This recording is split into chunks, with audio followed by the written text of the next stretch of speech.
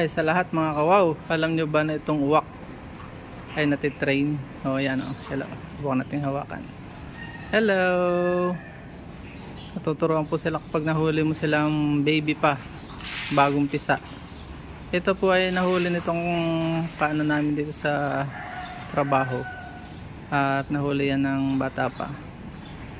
Inalagaan nila. Yan o. Nandun lang yung office nila nung may-ari nito. At sumusunod. Malapit lang bahay nila dito. At bumabalik. Dalawa na yung nakita ko yung ganito mga kawaw. Mga ka-agree. So yan o. Matitrain sila. Subukan natin mamaya hawakan. Hindi yan atin. Disclaimer. Matitrain siya. O. Lapit ko lang. O, 1 metro lang ang layo ko dito.